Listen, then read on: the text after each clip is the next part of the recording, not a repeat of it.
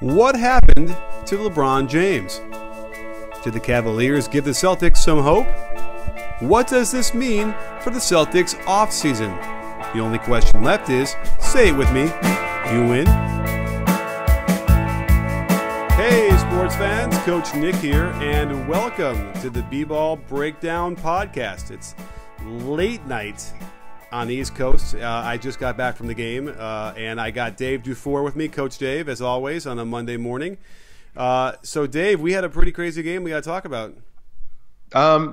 Yeah, you're going to have to lead me through some of it because I stopped watching. I expected this to just be another blowout. I left my house when the Cavs were up like 10 or 12 and checked my phone, I don't know, at some point between the second and third quarter, and it was like a 20-point game. And then all of a sudden, I had to jog home because the Celtics were coming back. So how was that live in person? Oh, it was crazy, especially because I was in the queue. And here's the thing about the lead. They got like a 21-point lead in the third quarter, like, midway through. And, the Celtics were listless. They couldn't get a rebound. Tristan Thompson was just destroying them, and they were taking fouls. And so one of the things that was a big frustration on Twitter I noticed during the game was the foul free throw disparity. But it really wasn't a disparity because they were just taking the fouls, and Thompson went like 15 for 17 from the line or something crazy like that. 12 of 15. 12 of 15. Wait, is that all it was? I thought it was more. So, But the point being that he took like half of their free throws almost. So yeah, it wasn't much of a disparity there. They were really listless. They had some just boneheaded, scared plays throughout the first half. I mean, Jaylen Brown looked like he was scared. Rozier had just a terrible, open court mishandle the layup into a missed shot, and that's the problem is they're unable to capitalize in transition. As we said, that's what they could do, and if they can't get out and run, then the Cavaliers were able to control it. So that was going on in the first half or into the third quarter. Yeah, someone keeps bringing up, or almost every day, someone keeps bringing up to me, well, the Cavs, they look so good, and no, none of these teams have capitalized on their poor transition defense, and from what you're saying, the Celtics still didn't tonight. So what was the trick? Like for me, I saw like the last 15 minutes of the game, and noticeably absent from the last 15 minutes of the game was LeBron. LeBron didn't score for the last 17 minutes of this game. He wound up with 11 points overall. This is his sixth playoff game where he scored 15 points or fewer. You know how many Michael Jordan had? Zero. Now, this isn't I'm not pulling a Michael Jordan homer thing here by saying that he's not Michael Jordan, but at the same time expect to hear that stat a lot this in the next 2 days. So how did it feel like when you were there? Could you sense like LeBron just wasn't involved? Like on TV it's apparent, but it's totally different when you're in the arena. Oh, but it was apparent. I feel like there was Twitter whispers that maybe he hurt his back because he just didn't attack. He had a moment where they came down on a rebound, and he had like Avery Bradley on him, and it wasn't like it was sort of mid transition, and he literally just dribbled in place 4 times and just passed it back to the top and let KYRIE go an ISO, and they did that a couple different times as if LeBron's not feeling it, he's not. Doesn't feel good or something, and KYRIE, you're going to take over an ISO. And it was actually not that bad. I mean, they were able to get some stuff off of that, but you're right, he was just completely disconnected. And it's unclear. I mean, he looked like he was moving okay, so I couldn't notice anything, and I was really watching during that stretch in the fourth. He just decided to check out. Unless it's a physical thing, he decided to just check out and was not looking at the basket at all. And it was strange. Although even still, there was a moment when the Celtics gave up a free throw rebound, an offensive rebound on the free throw, and then they get a putback by Love. That was just a big one. And I thought that was it. I thought that was going to clinch the game for the Cavs. No worries, no big deal. So what? LeBron wasn't aggressive.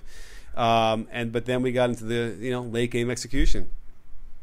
Well, so LeBron was +1 for the game. He played 45 minutes. So they lost the game in those 3 minutes that he was out. That's a very simplistic way of looking at it, but it does sort of go to show. I mean, the only guys in negative plus minus for them were Shumpert, who was -10 in 16 minutes, and Korver, who was -8 in 15 minutes. Everyone else was +1 or even. Kevin Love was +4 in 36 minutes. So Kyrie Irving's kind of struggled the whole playoffs. It kind of felt like early they were trying to get him going. What did you think of that? I mean, he had a great game. He was 29 points, 10 of 15 shooting, 4 of 6 from 3, 5 of 5 from the line, 7 assists. I mean, it looks like he had a great game, and he looked good early on. Do you think that was kind of their goal? He definitely, they got him up, and they couldn't guard him. And he looked great. I mean, although a couple of things that happened that sort of changed the tenor, like a couple of moments where you would fade up the Rocky music, for instance, where, my grandma hits harder than that kind of a line, like from Rocky 3, which would have been Avery Bradley just cold ripped Kyrie on a crossover move that he was attacking like in transition. And, on Twitter, people told me, that's happened to him a couple times, but I don't remember somebody literally just taking it from him and then coming down the other side of the court, and they ended up getting a bucket. And then Jonas Jerebko gets in there after he not played at all, really, and probably should have been playing, and showed everybody why. And one of the things he did was, he's kind of getting into everyone's face and sort of standing up to everybody. And that was kind of nice. It was one of those moments where maybe the other guys had said, you know what, we can do this as well.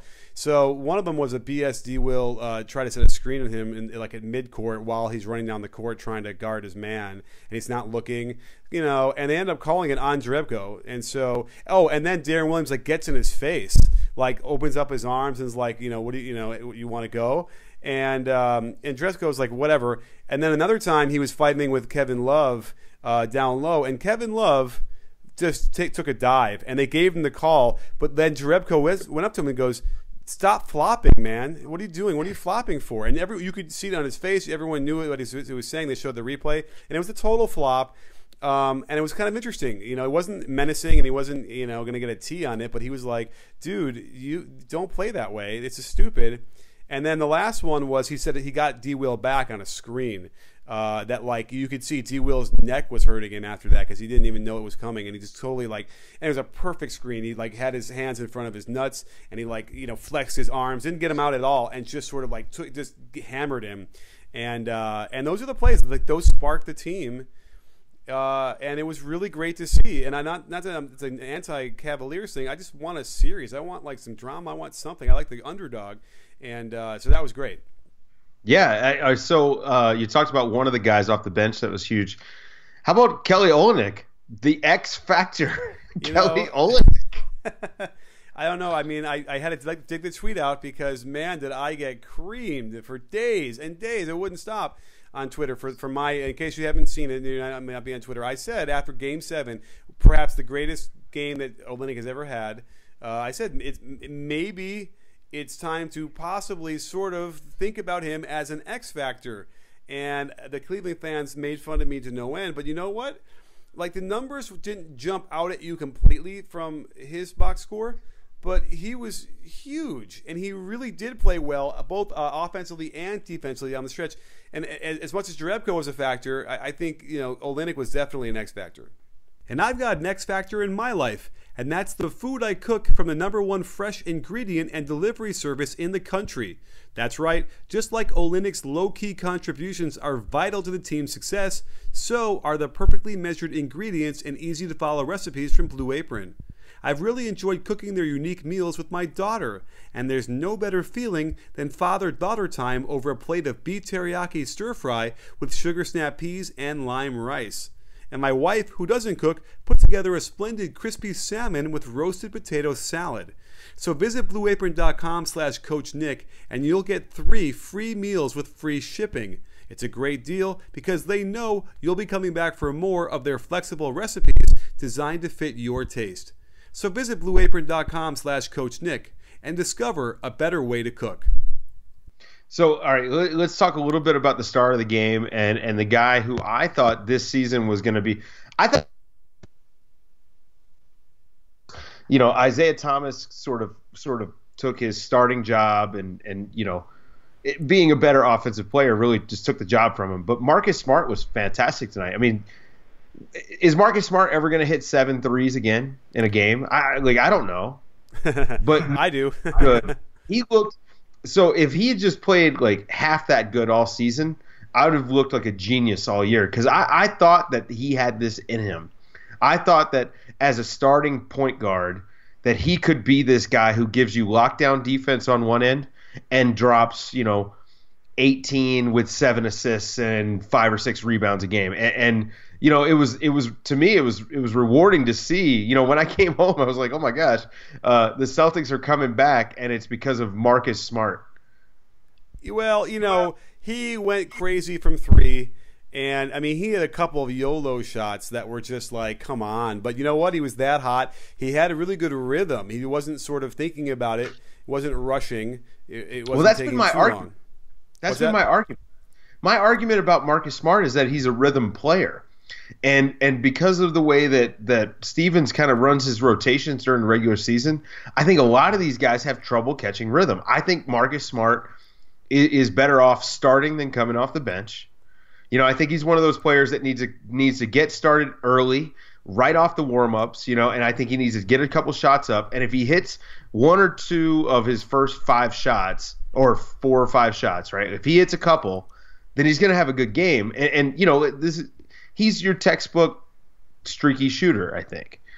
His mechanics aren't amazing. They tend to fall apart. If he misses the first 2 shots of a game, he starts looking for something, sort of like LeBron has been at the free throw line all year.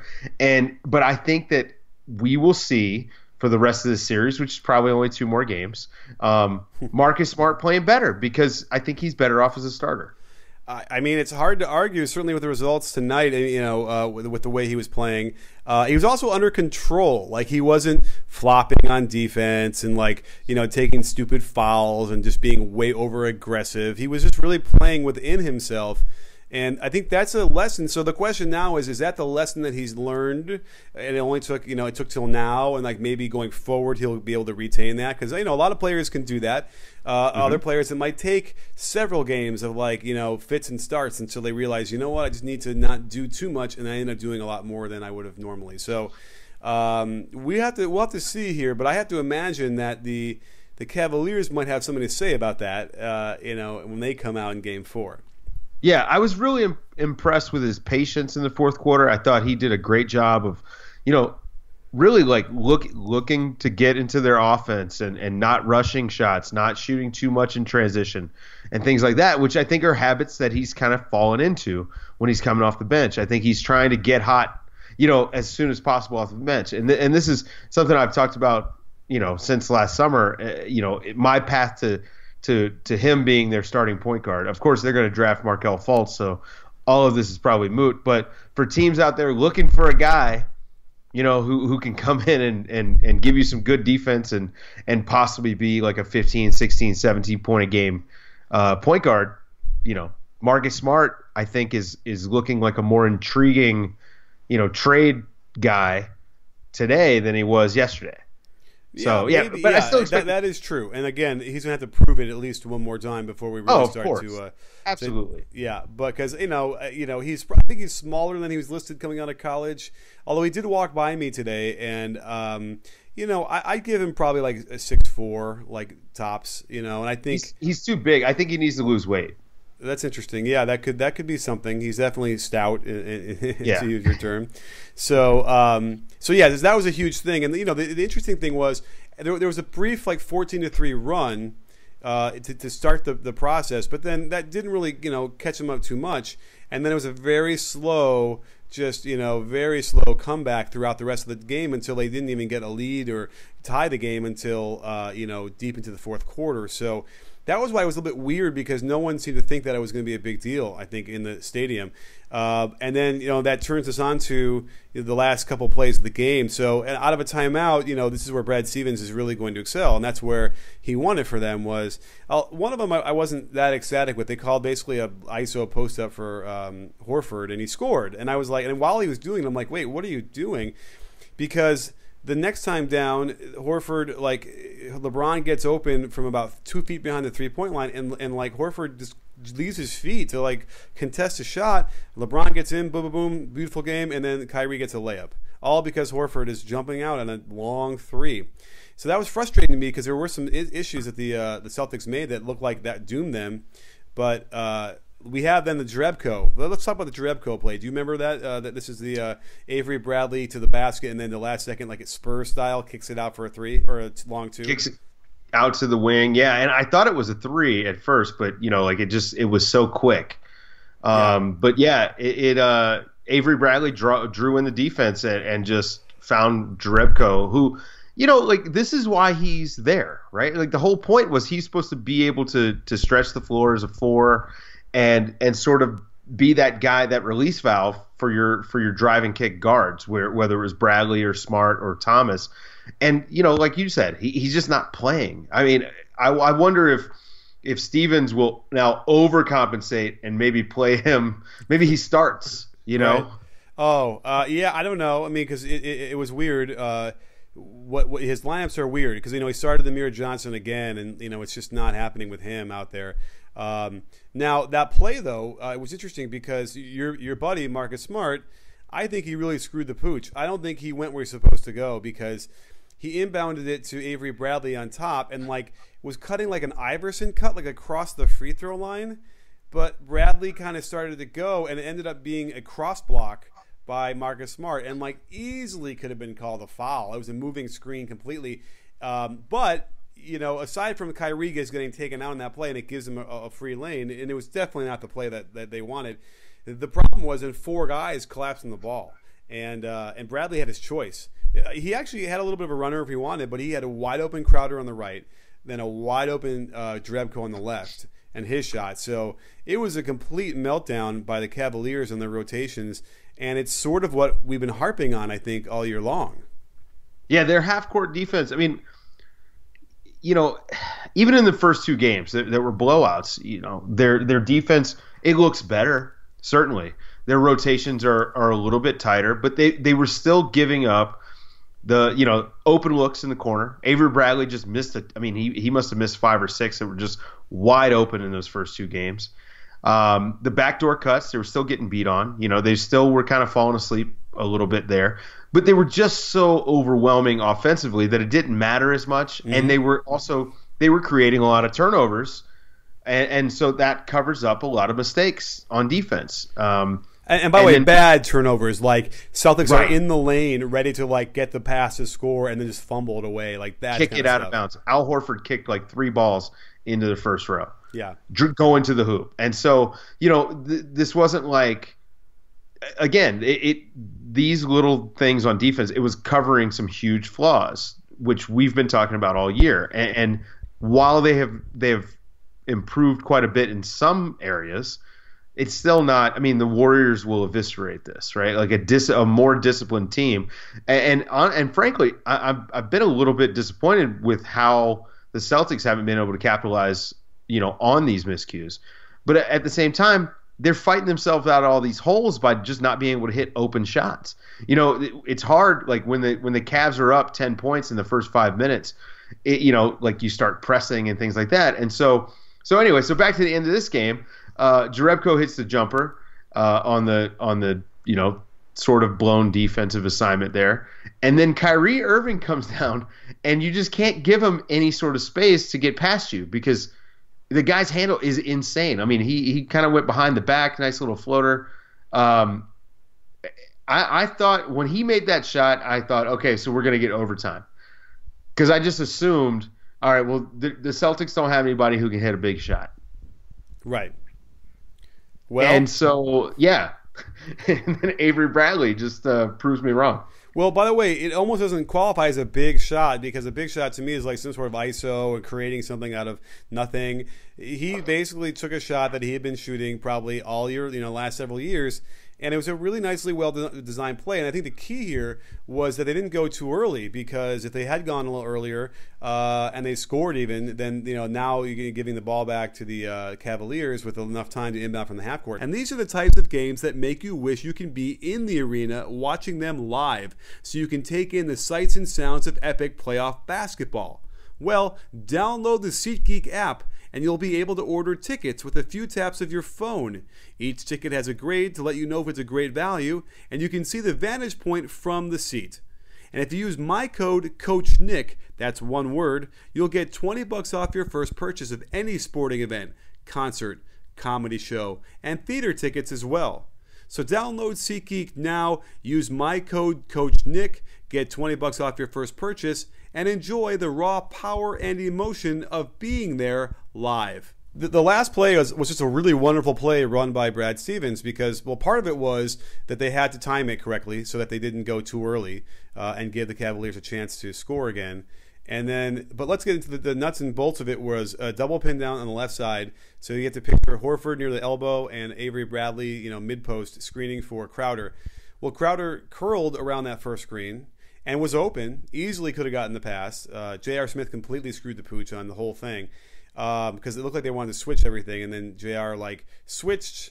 Actually, you know what? It was JR switching, and then I don't know what happened. It was really crazy. But then Avery Bradley, after screening for Crowder, simply turns around and gets a screen from Horford and ends up being wide open. Thompson was sort of looking to see where the trail wasn't there, and was way late getting out.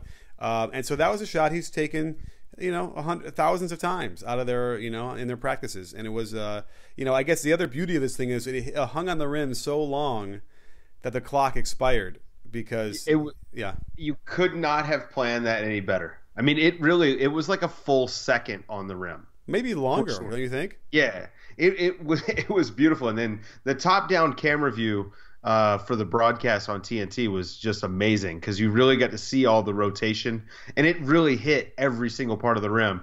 And then it drops through with 0.1 seconds, which of course you need 0.7 for a catch and shoot. It's like 0.3 to be able to tip it in. Right, and that was so. It. Effectively, the game is done. And I'm really mad because I wanted to watch it, but I should have had my camera out and shooting it because I had a great view of it from the other side, looking from the baseline, and the entire stadium just literally just passed out. They just sat down and whatever, the air just got sucked out of it, and it was amazing. It's an amazing image. I wish I had it on video, but it was just so shocking. Also because you could see it unfolding, and in real time as it's happening. Wait a minute, he's open. They're going to give it to him. He's going to shoot it. It's going to be an easy shot. And then wait a minute, it's not going to go in, and then it goes in. Every emotion within a 2-second span was crazy. And again, do we really have a series? I don't think so. But, I don't think so. But there's certainly something we'll have to talk about, and the media will be able to scrutinize for a couple of days, which is what happened to LeBron and why did he just completely just decide to and no one asked him. He was like, well, right. It's good to have some adversity, and this will make us better, yada yada, and that's all true, but it doesn't really explain why he completely went completely unaggressive that last 15 minutes. Yeah, it's almost like he just wanted to prove me wrong when I said both finals teams are going to sweep through. I mean, of course, that's not the case, but it was, I don't know. It was weird. I don't think we have a series. I think it's still Cavs in 5. But for a team that has really been rest conscious, this is not good, right? They're losing an extra couple of days of rest, and they're going to have to go to San Francisco. Well, to Oakland, excuse me. They're going to have to go to Oakland after going to Boston. They're going to go to Boston again. Then they're going to have 6 days instead of 8 or 9. And then they're going to have to go to Oakland. And, that's not good. They play best when they're well rested. Tom Haberstroh had a great little piece about how well rested LeBron has been and how great he's been. This is not ideal. You've spent all season resting and preparing yourself to get to the finals in as few games as possible, and then you blow one at home when you had a 20-point lead. It's not great. It's not great, Bob. That is true. But again, they couldn't possibly have expected to sweep every series, and certainly the Eastern Conference Finals. No, but you know what? I don't want to make excuses for them. The Celtics were minus the guy that's been their best offensive player all year. They don't have him. He's out. And they had a 20-point lead. At some point, it's on them that they blew the 20-point lead. I mean, great for the Celtics for coming back, but really, when you have a 20-point lead, you expect to hold it, especially at home. You know, you and I even talked about how, you know, not having home court advantage might have been sneaky, you know, a sneaky good proposition for the Cavs, because that game 3 letdown would be at home instead of on the road, and they should get a boost by coming home for those 2 games. I think they've only played like 2 home games in the last month or something. Oh yeah, it's incredible. Yeah, they asked that to LeBron today, and it was like since May or whatever it is, early part of May, they hadn't had a home game. So yeah, it's you're right. It's a bad loss, no matter excuse me, no matter how you look at it. And you know, but again, I think we both feel like it might just be a blip, only because, you know, the Celtics won't win the turnover battle 15-9 and shoot 45% from 3, and then have LeBron do an all-time you know, whatever. Who knows what happened? Yeah. You know, that said, Tristan Thompson went, you know, 12 for 15 from the free throw line. That won't happen either.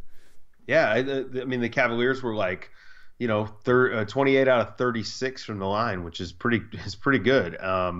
So I had some beef. Let me throw some beef out there at Brad Stevens, who, you know, obviously won them the game with his coaching. But so Kevin Love, first of all, had several really good defensive possessions. Really, he was really engaged, and he was rotating, and he was being a problem. He's been good this whole playoffs. Yeah. So okay, so he's been good. So he was really good. He had like a number of good possessions there. However, the Celtics freaking did not put him in a pick and roll. I swear to God, like the entire first half, I didn't see, like, I started to watch more carefully toward the end of the first half, but I didn't really, nothing came to mind that was really bad or that they ran. And then all of a sudden, when they started to come back, what happened? They got him in pick and roll like 2 or 3 times in a row, and they scored. Now, some of those shots weren't directly off of like his bad defense in the pick and roll, but at least there was some semblance of that's the way we should be attacking. And eventually that will make the defense break. And I get it. It's a motion offense. It's sometimes it's not easy to like get the parts where you need them to be, you know, if it's interchangeable. But man, they need to do some sort of simple little action on one side into a pick and roll on top with Kevin Love's man. And if they can't figure out how to do that, then they don't deserve to even be in the Eastern Conference Finals. Well, and this is what you and we've talked about this ad nauseum. And people, you know, if you're doing the B-Ball Breakdown podcast drinking game, we're going to talk about the fact that the Celtics only have one guy that can create off the dribble, and that's Isaiah Thomas, and now he's not there. And this has been a concern all year. This is why if they really wanted to compete this year, they would have made a trade. And I still think they were happy to overachieve with this team to set up for the future. They're on the 4-year plan, right? Like they're trying to wait out LeBron. What year is this? This is year 1.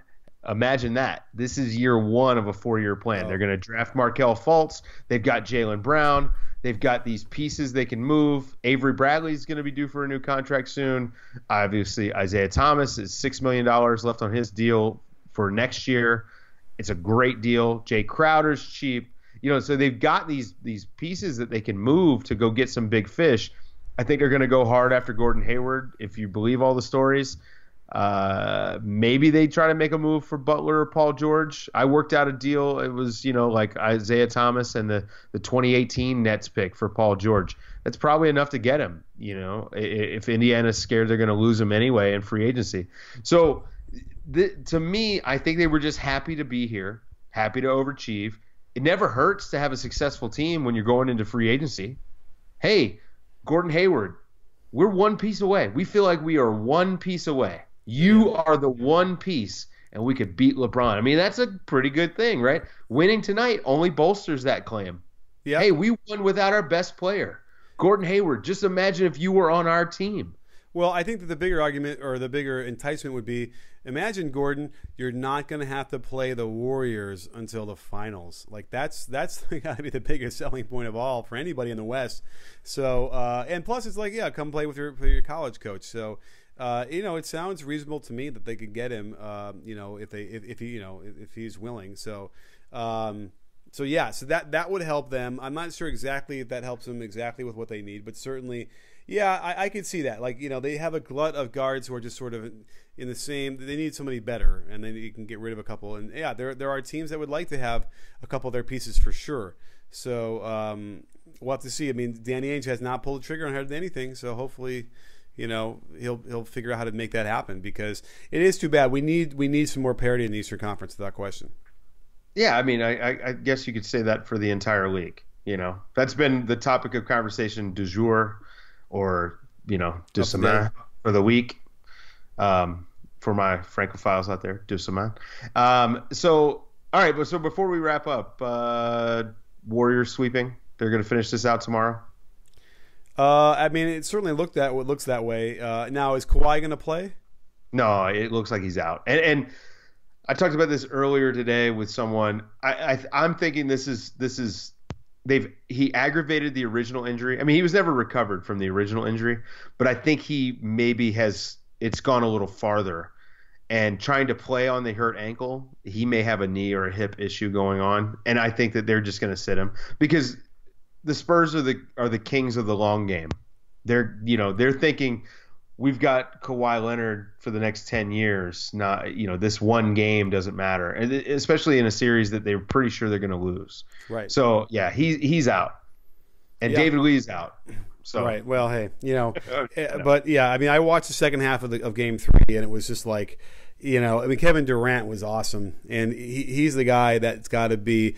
I mean, maybe LeBron didn't play well tonight because he's been thinking about Kevin Durant and what he's going to do there. I don't know, because that's the kind of scary stuff that the Cavaliers will have no answer for if he's going to do that, right? I mean, if that, and that's been the case this year when they played the regular season too. It's like there's not going to be an answer for that anyway. But yeah, so it's definitely going to be a sweep. Now the finals start June 1st. I think that was what I heard on ESPN last night. So that's a week from Wednesday, I think, right? Thursday. A week from Thursday. So even if the Cavaliers take an extra game, it's like they're still going to have a lot of days in between where they're going to rest. So it's not like the biggest thing that they lost the game. But as far as rest goes, it is big. It is big because it was just a bad loss. But either way, we're heading toward that, and I'm excited. And I could use an extra few days myself in between to do some more previews. I'm paying because I made plans for the 4-day weekend. That's really what happened tonight. The Celtics won because I made plans to get away for 4 days from society. Well, yeah, but if they win Game 3 on Tuesday, or Game 4 on Tuesday, and then Game 5 is it Thursday? Mm-hmm. So then you're good. I could still, yes, but what if the Celtics drag this out to a 6th game? Then yeah, oh well. It's all about me.